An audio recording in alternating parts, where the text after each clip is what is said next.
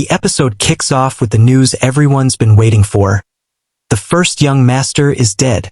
The informant confirms it was a suicide. Upon hearing this, clan manager Gwak-do puts on the performance of a lifetime. He wails, "First young master, why have you made such a decision?" He cries about how the people who love the young master will live on, weeping.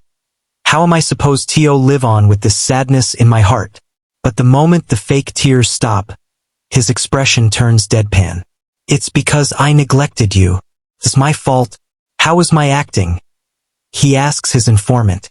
The informant, who is secretly Jong Muguk playing double agent, praises him, saying it was so good he actually felt the sadness. Gwak-do laughs, casually explaining that since the whole Heavenly Grand Archive will fall into grief, he has to show at least that much sadness too. However, Gwak-do is still a bit suspicious. He asks Muguk why he's out here reporting this when he supposedly refused to leave his family. Muguk smoothly covers his tracks, saying that since today is such a special day, he felt he needed to carry his own weight. Falling for the trap completely, Gwak-do praises his cunning and declares, "All right, let's go to the Heavenly Grand Archive and cry our hearts out." The moment Gwak-do steps inside, reality hits him like a truck. "Capture the clan manager," a voice commands. Gwak-do is completely baffled, screaming, "Didn't he say the first young master was dead?" Standing before him is first young master Beom Hang, very much alive. Hang's grandfather, the patriarch, is also in the room, but he's getting squeamish about the impending torture. "Child, we're neither of the demonic faction nor the Green Forest," he pleads. "How can we interrogate people like this?" Hang calmly tells his grandfather to leave the room, pointing out, "I'm already being very considerate to the guy who tried to kill me." The patriarch nervously exits, begging Hang not to kill the man.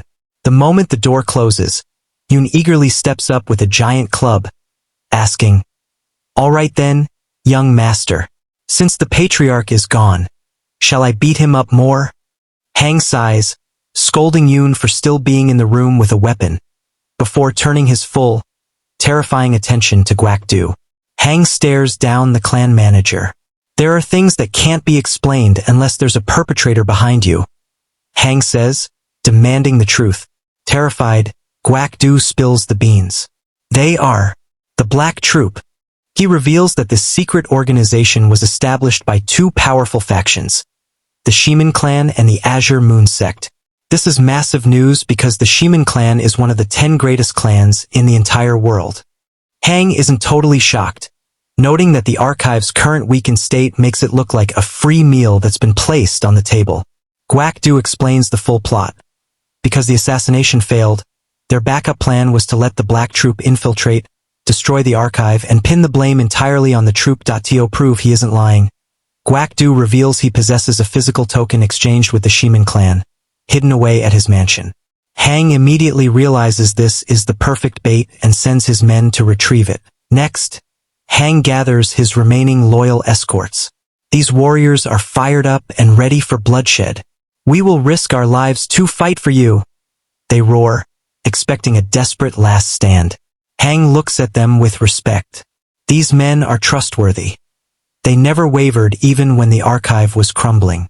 But instead of ordering them to their deaths, Hang tells them they won't be fighting today. He gives them a bizarre but brilliant mission.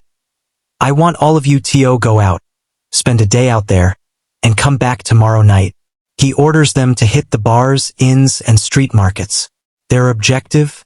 Spread the rumors that the Shimin clan and the Azure Moon sect have established the Black Troop and are trying to take over the Heavenly Grand Archive. Hang knows that if everyone in the northern part of Anhui is whispering about this by tomorrow night, the Shimin clan and Azure Moon sect will be forced to withdraw their forces and make up excuses to save their public reputation. Just as the plan is set into motion, Jong Muguk and Yoon rush back in, completely panicked. "First young master, my apologies. The clan manager's mansion was totally empty. We couldn't find anything at all," they cry out. The place had been completely ransacked, and the crucial token was gone. Jong Muguk begs for his family's safety. Terrified of Hang's wrath, while Yoon laments losing their only hard evidence. But Hang just gives a dark, knowing smirk. It doesn't matter if we have the token or not, he concludes. The very fact that the enemy broke into the mansion to erase any trace of the token proves beyond a shadow of a doubt that the clan manager was telling the absolute truth. Now, they just need to sit back and let the rumors spread. And that wraps up this chapter. Let's jump straight into the next one. The chapter opens on the bustling streets of the Murim world, and the gossip is absolutely out of control. The citizens are whispering that the Shiman clan and the Azure Moon sect are the true masterminds behind the Black Troop. Some try to brush it off, saying rumors are just rumors, but others point out that there's no smoke without fire. The Heavenly Grand Archive has a massive reputation, and people know something huge is stirring in the shadows. The scene shifts to the Beggar sect, where a junior disciple rushes in to report to his seniors. He drops a massive bombshell. He saw the people spreading the rumors retreating right back into the mountains where the Heavenly Grand Archive is located. The beggars lose their minds.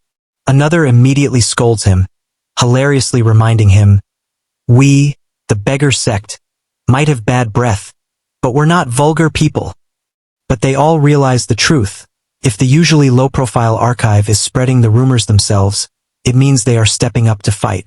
The senior beggars realize the first young master has become a completely different person, and they declare they are officially on the archive's side. Back at the Heavenly Grand Archive, the mood is much more tense. Yoon and Beom Hang are giving Beom Hang their report. They manage to recover most of the stolen assets, but they are still missing 3 priceless books on trap formations, 2 paintings, and some blue and white pottery. They are absolutely certain the Shiman clan or the Azure Moon sect snatched them up. Yoon and Beom Hang are furious, shouting that the enemies act righteous but are rotten on the inside and need to be punished. But when Hang asks them for a plan to destroy their enemies, they immediately fold. They whine that the situation is hopeless because the enemy factions have too many martial masters. Suddenly, Beom Hang thinks he has a genius idea. Report them to the Murim Alliance. Beom Hang absolutely loses his mind. "You pathetic fools!" he screams at them. He tears into them, pointing out that instead of resolving the issue themselves, they instantly look for others to do the heavy lifting. He coldly tells them, "This is why you'll always be at the bottom of the food chain." Stepping up as the true boss, Hang declares he'll handle this himself and demands all the intel on their enemies. But before they can strategize, a terrified escort bursts through the doors, panting heavily. The Azure Moon sect leader is here along with his daughter, Ban Gyoin. Outside the archive, Ban Gyoin looks around at the cliffs and forests, completely confused.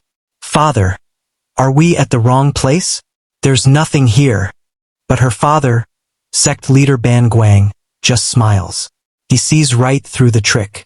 He explains that the cliff, the forest, and even the clouds in the sky are all fake.